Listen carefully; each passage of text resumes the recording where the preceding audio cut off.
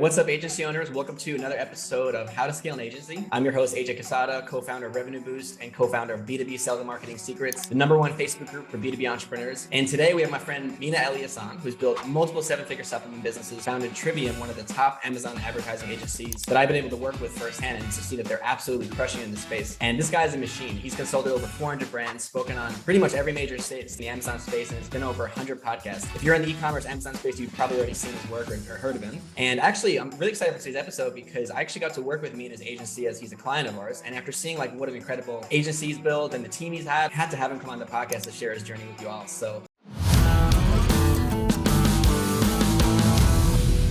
yeah, really look forward to today's chat. And Mina, welcome to the show. Thank you for having me, man. I'm very excited. And like you said, man, you've been doing some great work for us. Ever since you started, like things have gotten significantly better on like a lot of stuff, actually. Like now that I think about it, with our sales, our like outbound, our email marketing. So I'm very grateful to have you on the team, man. Yeah, for sure, man. It's been a blast working with you guys and working on the sales and marketing side. And yeah, like we were chatting before the show, just for the audience. So I've known Mina, for the last half year or so, 6 months, and been working with his team. But I don't even know like how he got to start or his journey. So for me, it's like a just fresh perspective jumping in. So yeah, for me and also for the audience listening, I think before we get into some of the gold nuggets of how you scaled your agency, we'd love to just learn from like the beginning. How did you get started? Not even with the agency, but just what was your take into the entrepreneurial world? I think you originally went to school for like engineering or something, right? Yeah. So I came to America in 2011. I got my bachelor's in chemical engineering and chemistry, and then I got my master's in industrial engineering. Graduated top of my class both times, worked up the corporate ladder,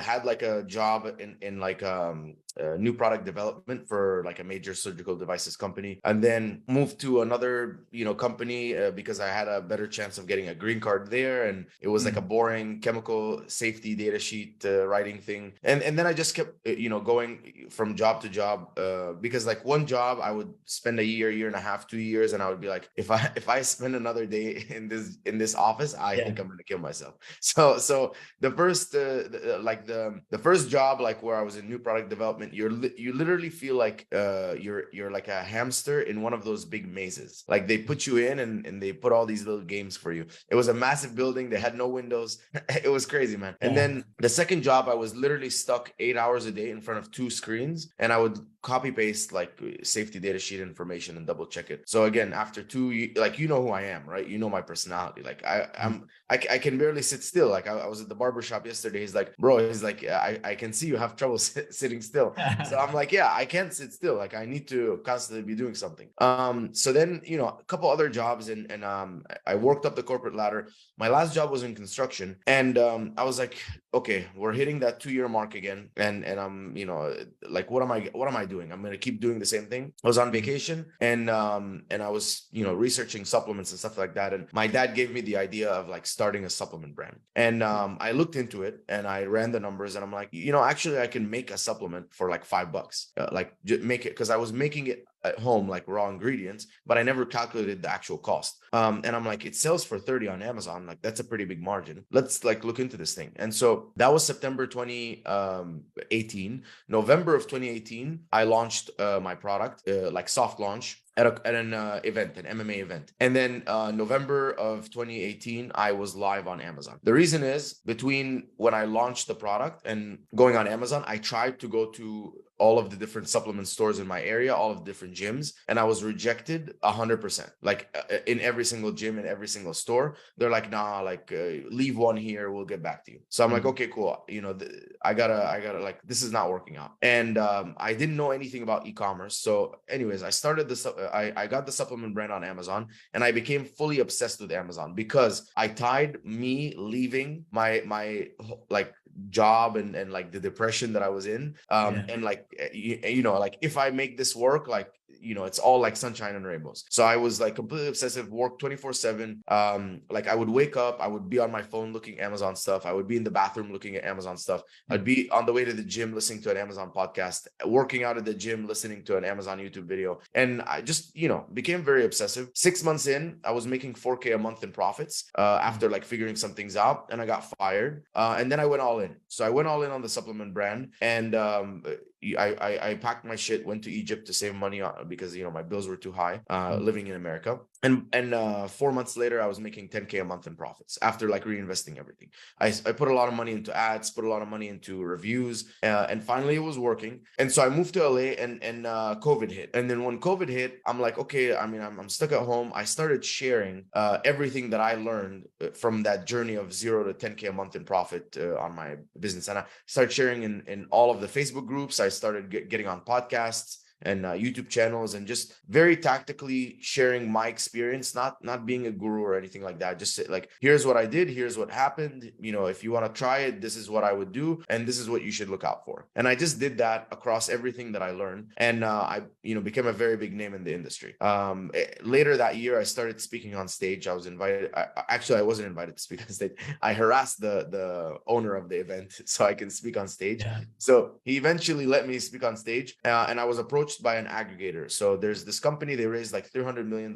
They started buying small Amazon brands, not small, like they were actually doing between 1 to like 5 million a year in profits. And they were buying these brands, and they're like, hey, listen, like we don't want to hire an Amazon ads agency to run our brands. Can you train our in-house team? They like tested me on the spot, and I told them this is exactly what I would do. They're like, okay, cool, send us a proposal. I sent them a proposal on like how I would train their team and stuff. They're like, okay, cool, like one more thing, we need to see that you can actually walk the walk. And so they made me run one of their brands. It was me, and I only had like one employee who was like my PPC manager, but I was like an expert at that point at ads. Like I can like figured everything out. Not like that, but you know what I mean. Like I've been testing like every single possible thing, so I was very, very experienced in it. And then 4 months in, they're like, we had 6 other agencies that we were testing, and you beat them all out. And they were all like they told me the names of the agencies. I was like blown away. I'm like, these are like 8-figure plus agencies, like big names. And so then I'm like, yo, what am I doing, man? Like I have a massive personal brand. I'm better than these agencies out there. I can add more value. And like between you and me, it was like clean cash. Like that one client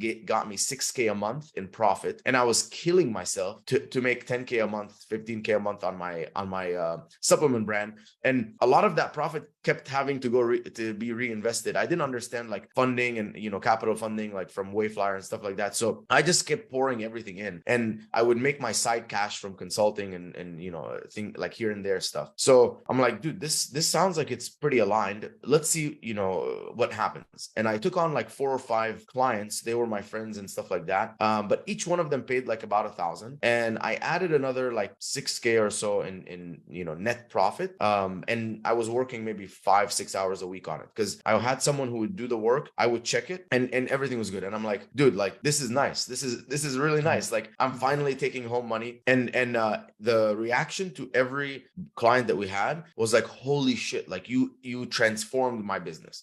And I'm like, I literally didn't do anything. Like I'm doing the most basic, like anyone who does Amazon advertising should do this. Like you just have been screwed over. Like, when like a girl comes in, like you give her like a flower and she's like, oh my God, you're the most romantic guy ever. I'm like, what are you talking about?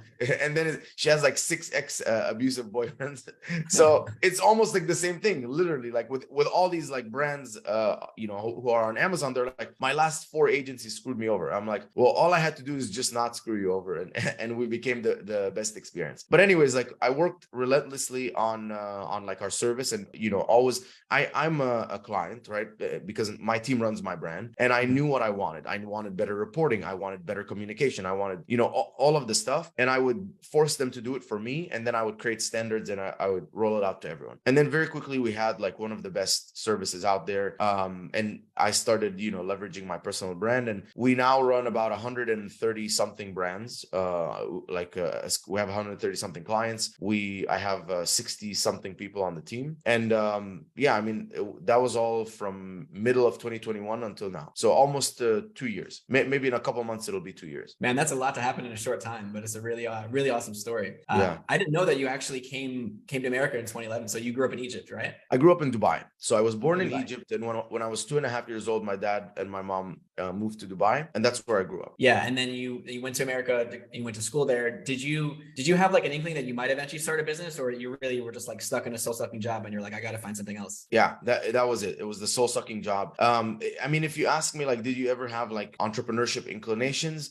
When I was in college, like I was like a tutor I was a private tutor, and then I started doing homework for people for money and things like that. So maybe a freelancer, Right. but like nothing like, I wasn't like one of those guys that's like, yeah, I have to have a business. I actually thought that all those people were stupid, which is like, I mean, thinking back, I'm like, I was so dumb for that. But I always thought like, oh, you're trying to do your own thing. You're trying to, not work for a company. You must be like someone who doesn't want to work hard, or someone who doesn't want to work up the corporate ladder. Like that's so stupid. And that because I was so like that mentality was ingrained. Like there was only one path. That path is academia, like college, bachelor's, master's, go to a company, work up the corporate ladder, and then you reach the top of the world. Like that was the only path that I ever thought existed. And it took a lot of like identifying self-awareness, right? And identifying like I have so many of these like preconceived notions that I had to completely delete. So like a lot of things that my parents taught me, a lot of things like from being in a Middle Eastern culture where they're like, oh, do this, don't do that. And then I come here and I'm like, okay, maybe I should learn from the people who actually have what I want. So then I would talk to,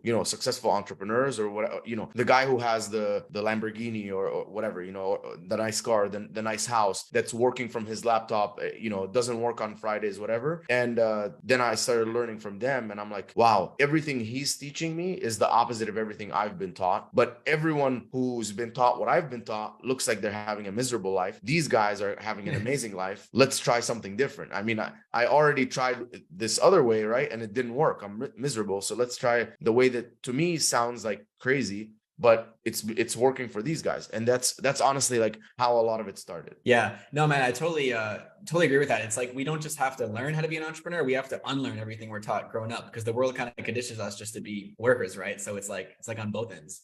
Totally, but man. But yeah, same as you. I kind of fell into it so I started working in construction in sales and sales management when I was in college. I ended up dropping out of school to work full time. And how I kind of realized that like entrepreneurship might be a better path is because I met with like hundreds and hundreds of homeowners, right? I would just go into like, to their house and talk to them and get to know about their life. And, I just saw like, I lived in New York, and in New York, New Jersey, there's definitely a lot of wealthy people. So I met with a lot of, wealthy people from all different careers. And I always saw like the people that were happier, usually they had a business or something of their own. And then like most people, you could tell, even if they're wealthy, they weren't super happy. So I kind of also, same thing, like just observed from people around me that like, okay, there is a better way, Totally, man. Yeah. I mean, that's also another thing. Like when you keep seeing that pattern of like, wealthy and happy business owner, wealthy and happy business owner, unhappy works, at a company, unhappy is a CEO of like is an employee basically. And you're like, damn. And I think one of the biggest things was for me, like, which also like, why did you get into entrepreneurship is my goal was to work up the corporate ladder and be at the top. Right. And one day I was at work and my boss calls me into her office and she's like, do you see yourself like in my position, aka like running the company in the next like 5 to 10 years? And I'm like, yeah, like absolutely, like, I would love to, like that's my goal. And hopefully like in the shorter amount of time the better. And then I was driving home and I was like, my life sucks right now. Like I wake up at 4:30, I go to the gym, I commute 45 minutes, I work for 9 hours. Like if I became the boss, I would probably have to work more. This is not the life that I want. And then that's when it really clicked. It's like I just had painted this imaginary like unclear path in my mind of like I'm gonna work the corporate ladder, I'm gonna go up, vice president, whatever, and then become a CEO. But then when it actually like you're like, do you want this? And you're like, oh no, like that's not what I want, because it like the title and the job and everything sounds great in my mind, but the actual like lifestyle did it. And so that's another thing that really changed the game for me. I don't know, if you do this too, but I wrote down exactly what my dream life looks like. Like, when I wake up, what I do, where I live, the temperature, the view, all of that stuff. And once I had that very, very clear, like my exact how my day looks, I'm like, okay, that's what I'm working towards. And anything in my life right now that's not serving that, I need to eliminate it or replace it with something that will serve it. And then once I start thinking like that, then it's like, okay, I'm getting closer to that life that I want. Not just like working up a corporate ladder that, when you're actually going to get there, you're going to be like, okay, now what? My life is still miserable. I'm showing up to work. I can't take time off because everyone depends on me, sort of thing. Yeah. Yeah, for sure, man. Well, I think it's great that you realized it early. Like, same for me too, because a lot of people they'll be in like their 30s or 40s by the time they're like, wait, I should do this a different way, you know. So that's definitely something to be grateful for that you had that insight early on. I did the same thing too, like really visualize what I wanted my life to look like. Actually, there's a lot in common with me and you. Like I started also in 2018, also kind of fell into an agency just by helping people around me that were asking for help based on what I learned in my job. So kind of organically fell into the game like you did. But yeah, same as you, I visualized and wrote down like in specific detail what I wanted. And I think everyone should do that, because I think a lot of people say like, I want to be successful, or I want to make more money, or I want to have a great lifestyle, but like you have to really get like specific with it, you know, because that's what Yeah. really motivates you. You can like visualize it. Yeah, great. Because a great lifestyle, you're like kind of chasing a feeling that you know, it's like a very vague. You don't know what is a great lifestyle. But when you're like, Yeah. yeah, I want to be able to wake up at this time and not have to do anything until that time, and then eat at this time and eat this kind of food, and that's prepared by this person, and everything, like every detail is written down. Then you have a very, it's like KPIs. You have a very specific objective thing. You're like, okay, am I waking up at this time? Yes or no? Do I live in this place? Yes or no? And then you know, the number of yeses is what percent you are to your like dream life. Yeah, absolutely. And I think like the level of how specific you are with it, it's just like in business, right? Like with KPIs or OKRs, it's like the more specific the end goal is, the more specific you can see the path to get there, right? Because then you have something very clear to work towards and boundaries for the decisions you make. Because, you know, if you just have a fuzzy goal like most people have, then the path to get there is fuzzy because you don't even really know like exactly where you're going, you know? Totally, man. I agree. But yeah, man, I love that. So I think it's cool how you organically stumbled into what you do, because I was going to ask if you saw yourself starting an agency, but it sounds like you built your own brand and you started helping people, or people started coming to you for help, and then you were just like, hey, I could do this and get paid for it. Yeah, the funny thing is, man, I actually turned down like being an agency for a long time. I had friends who asked me to become an agency like a year before that I did it, and they're like, come on, like you're better. Like they would go and work with this guy, and they're like, yo, this guy like who owns an agency, he screwed up my account. You would do so much better. Like you should be charging people. They shouldn't even be in business. And I'm like, no. I want to focus on my brand, and I don't want to get involved with like having clients and all this stuff. And so it took me a year, and then that like pivotal moment was when I had that one person, that one like aggregator, and they said that I beat everyone, and they had money like to pay for anyone. And I saw like what the work was like, and I'm like, okay, I got a little bit of the taste of the work. It wasn't bad. In my mind, it was like, man, you know, client work is just going to be constantly people complaining. But on the flip side, it wasn't. It was them being like, oh my God, man, you're great. Like, it's such a pleasure working with you. Like, you're doing such a good job. And I'm like, okay, so yeah, I guess like you could have like bad clients or good clients. And then someone told me, he's like, man, you'll never have bad clients if you choose the right clients to work with. And if you do have a bad client, you can just let them go. And I'm like, that's true. I get to choose who I you know, especially being in like an agency, you're cash flow positive. So it's not like, oh, like I need to bring in this client, and I really like, I don't tolerate any client. We have a list of expectations in the agreement. If you talk bad or if you talk negative or anything like that, like we're here trying to make your brand better, and we're fighting against Amazon, and we're constantly problem solving. And you know, if you bring any sort of negativity or, you know, blaming, or you didn't do this, you're any of that stuff, like if we did something wrong, we'll fix it. But if you're like constantly complaining or negative or something, I'm like, okay, listen, you know what, maybe we're not the right fit. Happily like take 30 days, find someone else. Here's 5 different recommendations. Good luck. And, you know, just eliminate the headache altogether. Because why? Like, what's the point?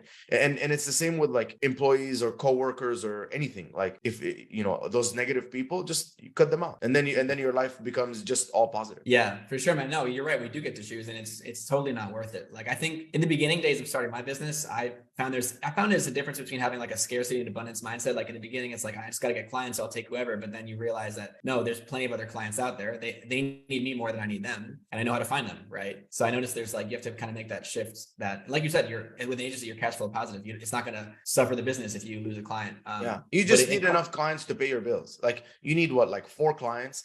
You know, I was charging like 750 to 1,000 when I started a month. So I'm like, okay, 4 clients, that'll cover my bills, you know, including whatever cash I'm getting from the brand. I'm like, that's it. If I have 4 good clients, I'm not worried. I can, you know, take 1 client at a time. They have to be good. And when I would like talk to a client, and right off the bat, like you can hear like in their tone, like they're almost like, well, how can you prove that it's, you know, Amazon advertising and not organic? And I'm like, okay, this already seems like it's gonna be a battle. And so I'm like, yeah, you know, like I don't think, you know, we're the right fit for you, and that's it. And because there's a metric do you know Right Hook Digital, right? Yeah. Yeah. So D came up with the headaches per dollar metric. And he's like you always have to add the headaches per dollar. So you have a client and they pay you $2,000 and it's 0 headaches, and then you have a client that pays you $3,000 and it's like 10 headaches. You're like, that's way too many headaches per dollar. So that's also a metric like to consider when you're taking on clients, is like they're never worth the headache. At the end of the day, like I've done it before, and I always like, man, I regret this. I wish I didn't take on this client. Yeah, absolutely, man. No, and that's a trait I've noticed. So we've interviewed, I don't know, probably over 200 agency owners on this show by now. And that's one common mindset I've seen every other successful agency owner we've interviewed share, is that like they are very selective with who they take on, because it's not just the money for time. It's also like when you have a bad client, it just brings down like your energy, your team's energy. You'll be thinking about it, right? Like it occupies kind of your mental space. So it just has a lot more cost than I think people realize. But I like what you said about how you identify a problem in the sales process, right? Like, because you can kind of tell, like you can kind of tell it on it's. I find in the beginning, it's a little hard to tell, but after you have enough battle scars, after you've been through it enough times, you start to be able to notice like the red flags. And I think a big part of it too is like gut feel. One of my mentors would always tell me that if it smells like shit, it usually is, which is a lesson that'll get you really far in business. It's the same with anything, employees, clients, whatever, right? But yeah, now it's like whenever there's any of that gut feel off, it's like you just have to trust it, because it always ends up being right. It's never worth the money. Yeah. Totally, man. I'm with you there. Yeah, man. Well, going into more, so where the agency is now, speaking of clients, I'd love to know, because you said you're managing 130 clients or 130 brands at Trivium, right? Yeah. So what tips can you give around client management or account management at scale? Because I know a lot of agency owners, they get really stuck with like, going past 10 clients and still maintaining like the quality and the consistency of service. So anything you can share around that side of things? Yeah. So that's something that I worry about, FYI for everyone. Like, we're at 130, we're trying to get to like 500, trying to be over 8 figures. And this is the number one concern that I have. Obviously, besides like, the employees being happy and stuff like that. But the number one concern is, how do you scale and not end up like everyone else who lost the quality? So from the beginning, I instilled something in everyone in the team. I said, you are fully accountable and you take full ownership of this brand. If their inventory is stuck over in the sea, it's your fault, because you should have been tracking inventory and you should have anticipated that issues could happen. And so ever since like I started instilling that like full ownership mindset to them, they've been getting better and better about taking full ownership and making sure like anything that goes wrong is on them. A lot of times I notice like a big part of like bad service is like, okay, it's AJ's fault. Like AJ, like our outbound is not working. Like, the messages you're giving us is wrong, right? It's very easy to do that, right? Or I tell you, or you tell me like, oh, Mina, your outbound's not working. That's because your team is like not finding the right people. It's so easy to just throw the blame. But when I'm like, you can never, unless you look at me and you say, I've tried everything possible under the sun in my full control, which guys, none of us do. We all know this, right? There's always a few more things that you could have done. And that's the whole purpose of like full ownership. So number one thing is instilling that core value. And first of all, my entire life changed when I started taking full ownership. I used to kind of blame life. Imagine like someone blaming life and saying, oh man, life is dealing me these hands. It's the stupidest thing ever. Or the universe.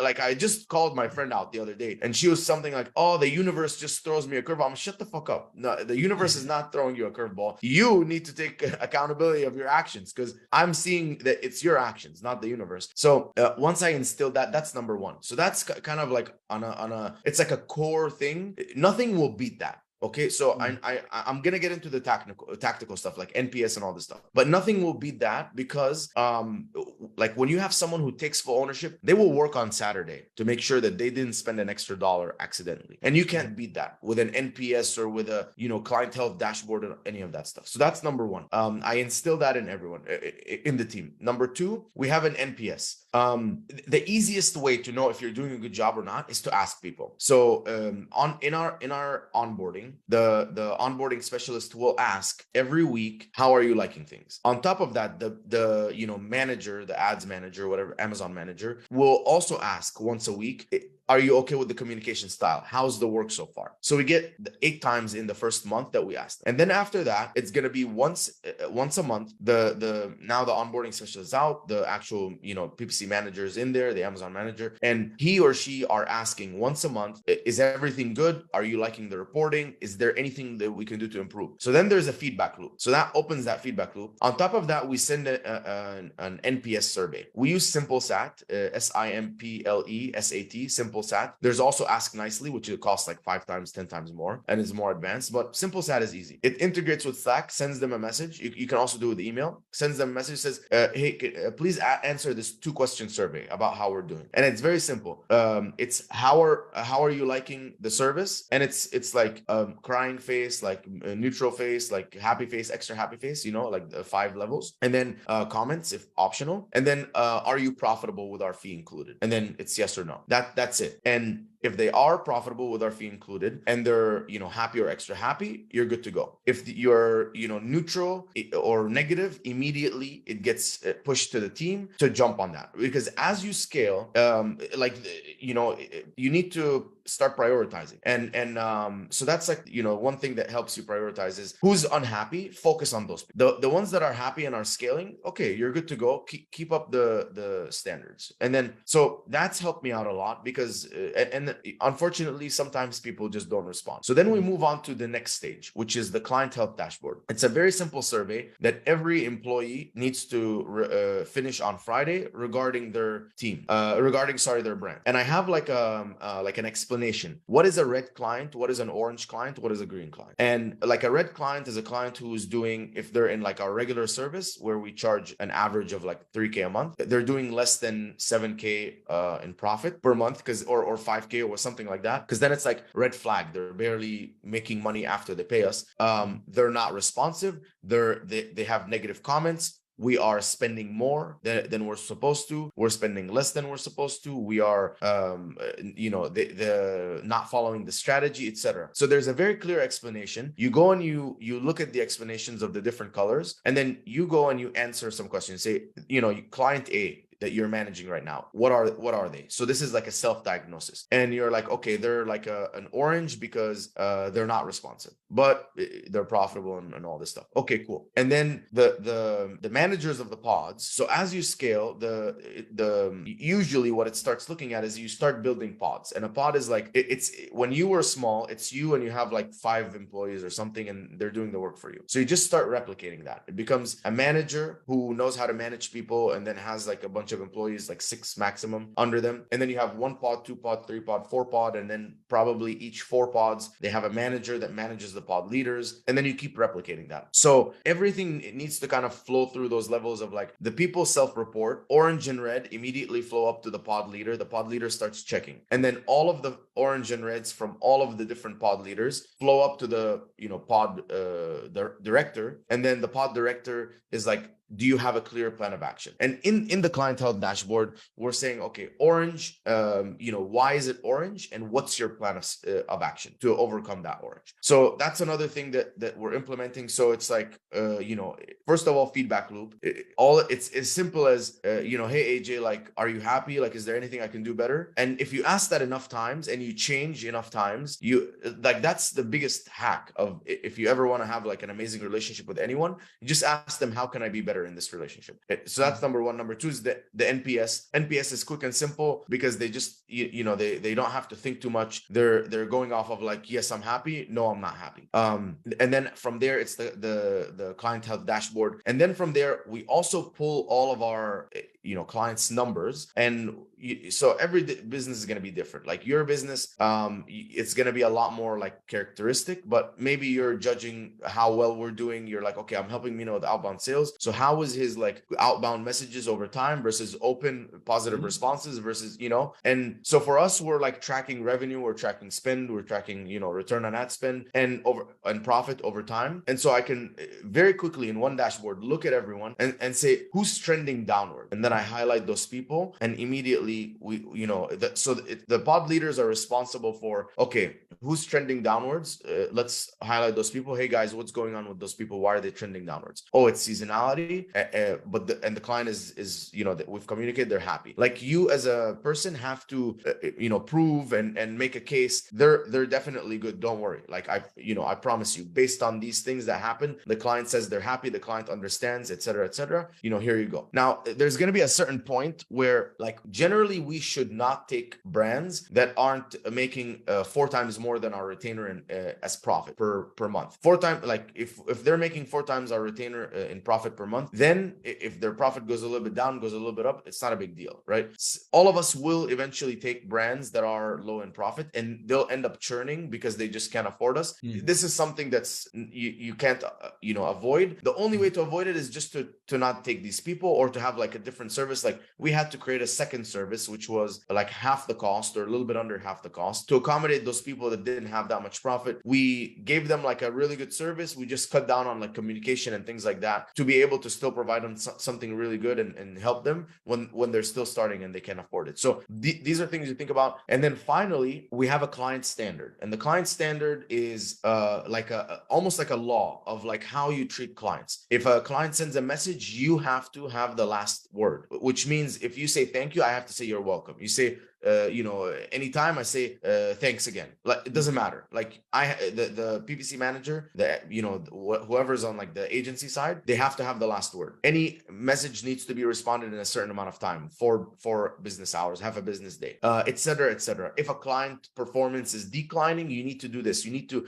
update them every day. You need to send them a recommendation on their conversion rate every day, and so on and so forth. So we built these client standards, and they're part of any person's scorecard. So if a pod leader finds that you're not following the client standard, they're gonna dock it in your scorecard. And if you hit a certain, like, okay, it's a 1 to 5. If you have a score of 2 on any of the things in the scorecard, you get a warning. You have a 2 consecutively, you get a second warning. And then if you keep having a 2 and you're not correcting that thing, you'll get let go. And yeah, that's how it is. And so, to have the power to let go people, you need to have a very strong like talent acquisition strategy. You need to have like a very good like learning management system and onboarding. So you're like, I'll fire you tomorrow because I can have someone to replace you in exactly 30 days. I don't care. So don't think that you're not that I want my team to feel like they're loved and valuable, but like, you want everyone to know, like, hey, listen, like, you will have an amazing life working at Trivium if you follow this stuff. Like, if you embody the core values, and if you provide serious value to the brands that you work with, you're gonna have an amazing life. You're gonna take time off, you're gonna have long holiday, like vacations, all this stuff. Life is great. As soon as you don't, just know you can be replaced. So don't think that you can get away with anything, because you're managing and you're driving revenue. Someone else can manage your revenue in a heartbeat. So that also protects you. And so I think those are kind of the main things that help me. So we've been able to have like a 3.5% churn at the rate we're at, which is, I'm trying to be under 2%. But the industry standard is about 10. So, what we've been able to be like pretty small, like 3.5% by doing all these things. And I'll tell you this, like, we still make mistakes, and it's okay. We'll just have to get better and better and be tighter and tighter. Just if you notice that your churn is going up, your churn rate is going up, there's mainly 2 types of churn that I see. We took on the wrong client, and that's, we go back to the sales team. And sometimes I know that sometimes you guys will take clients because you need the money. Okay, it is what it is. Like, I can't tell you like I'm like a perfect man. Like, if I would sometimes in certain positions, I would do it too. Like, you're like, okay, we need the money. Like, we'll do our best. Anyways, like, the thing that allows me to sleep well at night is, yes, maybe I shouldn't have taken you because of X, Y, and Z, but I know beyond a shadow of a doubt, like, that I will help you more than any other agency out there. So that's why I can sleep, well at night. It's like, maybe, yes, you're not the right fit because your profit's not that much, and you're going to maybe last only 2 or 3 months, but who else are you going to go to that's going to do a better job than me? No one. And that's why I can sleep a little bit better. So, I know that sometimes you're going to get those clients clients that you shouldn't have taken, it's okay. But look at your churn from the clients that you made mistakes on. And if that number is not like decreasing or steady, or you start seeing it increase, then I would say, okay, let's start plugging the holes before we grow more. You can obviously like replace the clients that you've lost and maintain like the same amount of revenue. But I would, advise against growing anymore until you plug those holes. Because it's a hole is like, when you add more water pressure, more is going to come out. So the sooner that you can plug it, keep the same water pressure, plug the hole, fix the issues, identify, is it because of a bad employee? Is it because you don't have enough like systems that allow you to identify that a churn is going to happen like 60 days before the churn happens? And like using agreements and, minimum 4 months commitment, 6 months commitment, 12 months, that stuff is not good. That's only going to hurt your reputation. So it should really be like, these people are staying with us because we're providing a good service, and it's a balance. Like it's, how much can you push the speed of your growth while maintaining that quality? The second that you see the quality decreases, I'm not saying slow down, just, keep it steady, fix the issues. The issues are fixed. Now you can speed up again, and then you experience a little bit more, and then you flatline. And the hardest thing, man, is to flatline. Like we've had to flatline a couple times. And when I say flatline, I just mean like flat growth. Like if I lost 3 clients, we have 20 clients that want to work with us, but I can only take 3. It's so painful to tell them like, we can only take you in June, because it's like, shit, man, like there's thousands and thousands of dollars, tens of thousands of dollars in revenue that I have to say no to. But you choose, you make a choice every day. Like, do you want to become that agency that grew and just said, yo, let's take the money and we'll figure out the problems later? Or the ones that are going to maintain the highest quality standard, even at the cost of slower growth, but in the long run, it's going to pay off. Yeah, for sure, man. Slower growth, but long pay off in the long run. It's definitely taking a long-term view, but that was epic. That was like a whole masterclass in just account management itself. I think a whole masterclass in churn. Yeah, exactly. No, but there's a lot of things I'd love to highlight about that. I think first that you have so much data and KPIs around each step of it, right? So you have all those leading indicators, because a lot of times people will just only realize the problem when it's too late if they're not tracking things, right? Like, okay, we've lost a lot of clients, churn is down, but you're able to identify those problems really quickly because you put systems in place, which really, like at 130 clients, that's the only way you can stay sane and manage it all, right? It all comes down to the systems, processes, and tracking. But what you built, that sounds like incredible. I'm sure it took a lot of time to refine that, but I think it's always being refined. That's the other thing that I want to add. Like you're saying, like you have these KPIs that can tell that a client's going to churn. You should learn a lesson from every client churn. So we have this like running database. Every single time a client churns, we do an offboarding interview.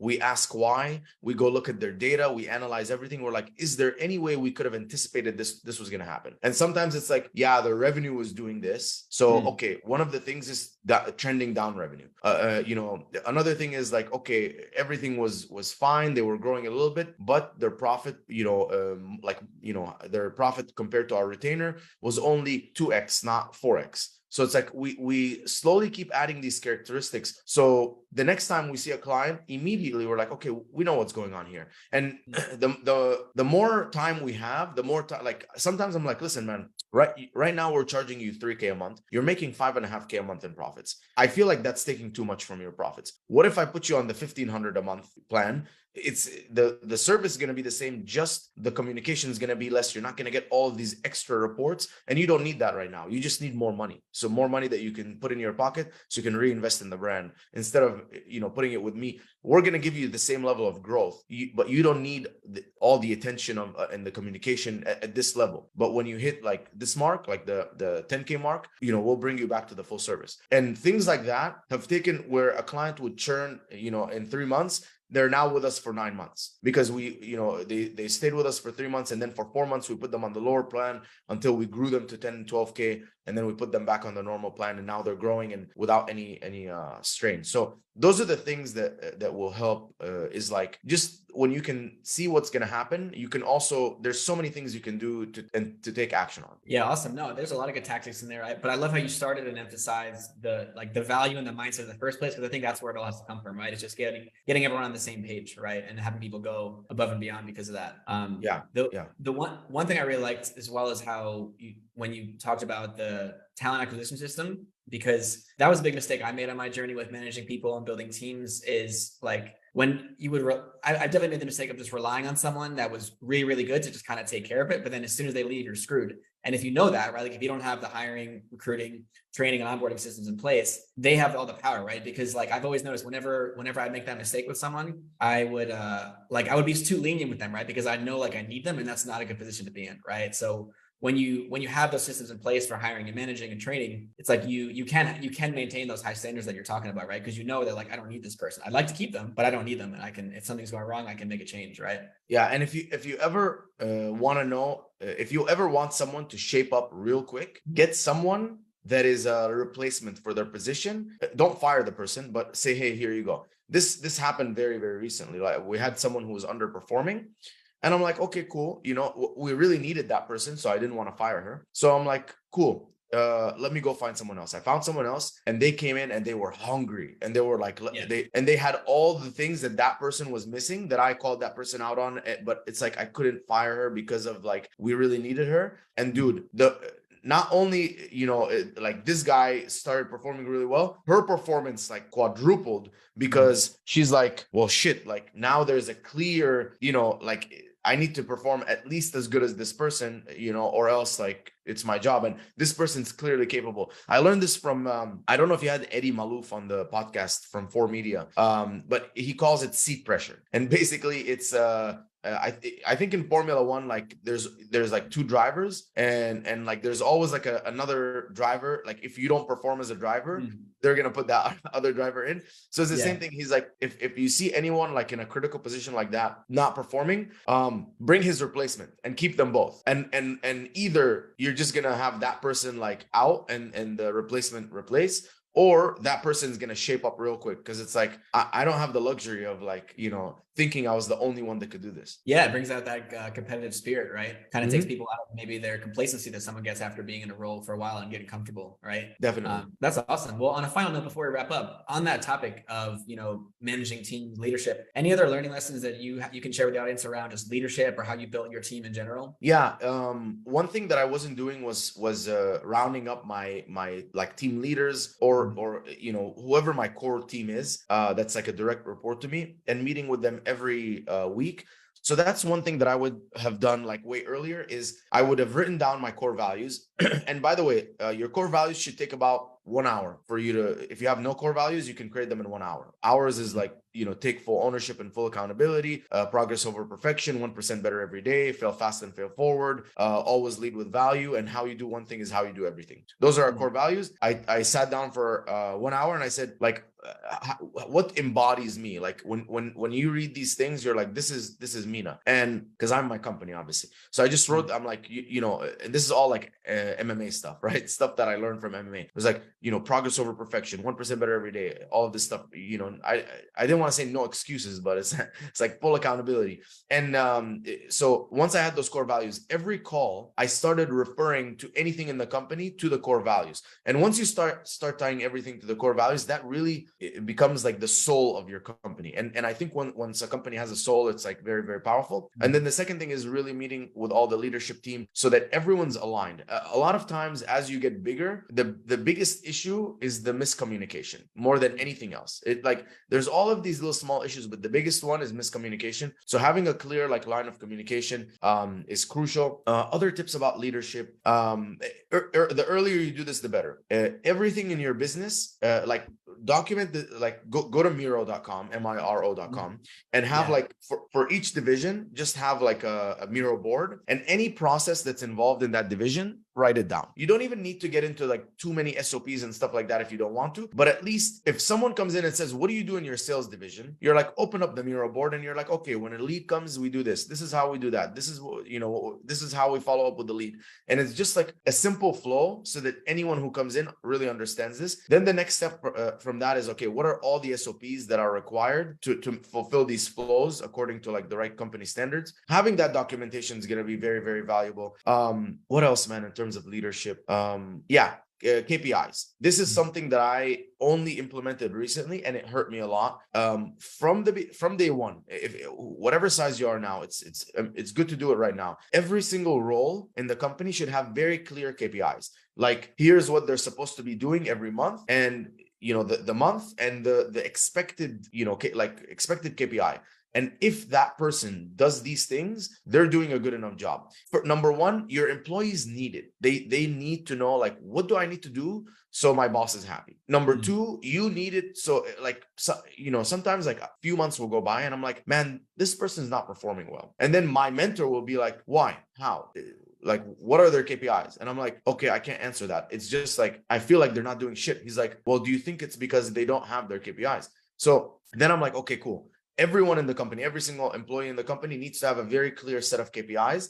And then month over month, like, I'm documenting, this is your KPI, this is how you did. And you have a chance, like, for the things that you're not hitting, to correct it, but you shouldn't be not hitting multiple things. And if you are, it also helps you, like, very early on, okay, we need to bring someone else to replace that person. But yeah, I mean, those are kind of the main things that I would touch on. Awesome, man. Really good stuff. There's a ton more I'd love to dive into, but I know we're getting to the end of time here. Thanks so much, man. This was a really, really awesome conversation. And yeah, I really appreciate you coming on to share more of your journey with us and the biggest learning lessons. So yeah, where can people find you if they want to connect with you online? Or sorry, man. I drank the powder at the end of the. Don't die in there. We only got a minute left. Yeah.